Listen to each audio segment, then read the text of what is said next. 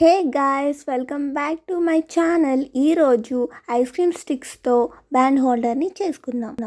16 ice cream స్టిక్స్ని తీసుకుని నేను blue colour paint చేస్తున్నాను. మీరు మీకు కావాల్సిన కలర్ని పెయింట్ చేయండి. 16 ఐస్ క్రీమ్ స్టిక్స్ని పెయింట్ చేసుకోవాలి. 4 ఐస్ క్రీమ్ స్టిక్స్ని తీసుకుని ఇంకొక ఐస్ క్రీమ్ స్టిక్తో గ్లూతో అంటించాలి నేను చూపించిన విధంగా.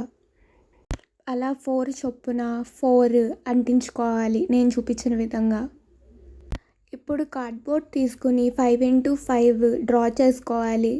దానిని కట్ చేసుకోవాలి. కట్ చేసుకున్న తర్వాత మనం ఫస్ట్లో చేసుకున్న ఐస్ క్రీమ్ స్టిక్స్ని కూడా దీనికి అటాచ్ చేయాలి నేను చూపించిన విధంగా.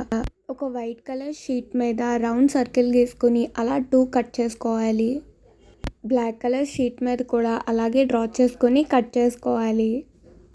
నేను క్యాట్ బ్యాండ్ హోల్డర్ చేస్తున్నాను కాబట్టి ఇయర్స్ కూడా డ్రా చేసుకుని వాటిని కూడా కట్ చేసుకుంటున్నాను. నోస్ని కూడా డ్రా చేసుకుని వాటిని కూడా కట్ చేసుకోవాలి.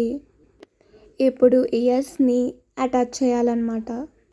2 ఇయర్స్ని కూడా అటాచ్ చేయాలి. ఐస్ని కూడా అటాచ్ చేయాలి.